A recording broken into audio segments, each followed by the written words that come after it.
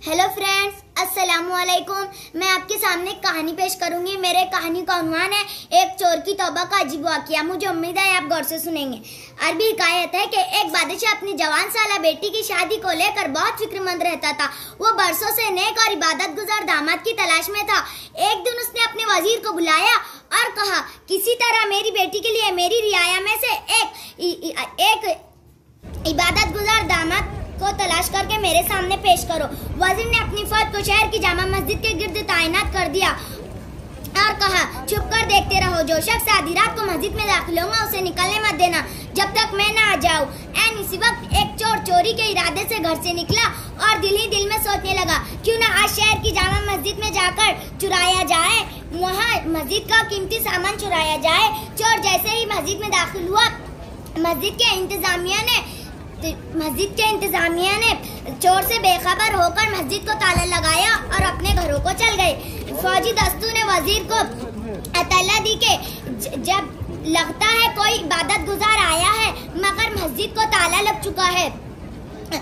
अब सुबह की अजान पर ही मस्जिद खुलेंगी तो पता चलेगा कौन है।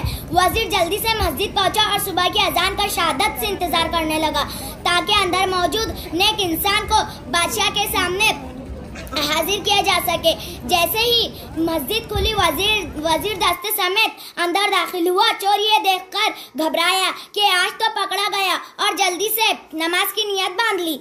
जो ही सलाम फेरता फौरन खड़ा होकर दोबारा नियत बांध ली। वजीर को इसकी इबादत गुजारी पर यकीन आ गया। जो ही सलाम फेरा, फौजी दस्ते ने इस चोर को पकड़ा और बादशाह के सामने पेश किया। वजीर ने कहा, बादशाह सलामत, ये है आपका मतलूबा शख्स, इसे मस्जिद से गिरफ्तार किया है। रात भर मस्जिद में इबादत करता रहा। चोर की हालत गैर हो रही है। बादशाह चोर से मुखातिब होकर कहने लगा, क्या ख्याल है अगर मैं अपनी बेटी की शादी तुम्हारे साथ करके तुम्हें अपने सल्तनत का वाली अहद मुकर्रर कर दूं, क्या तुम्हें मंजूर है? चोर हक्का बक्का होकर देखने लगा। डरते डरते पूछा, अली जहां, ये करम नवाजी किस वजह से है? बादशाह ने कहा, तुम इबादत गुजार हो, रात भर मस्जिद में रहे, सुबह अजान होने पर बाहर आए। चोर दिल ही दिल में सोचने लगा, ऐ अल्लाह, मैं चोरी की नीयत से सही मगर तेरे घर आ गया, दिखलावे की नीयत से सही नमाज अदा की और बदले में तूने दुनिया मेरे कदमों में डाल दी। अगर मैं सचमुच इबादत गुजार होता और रातों को तहज्जुद पढ़ा करता तो तेरा इनाम क्या होता? वही खड़े खड़े नादिम होकर तायब किया,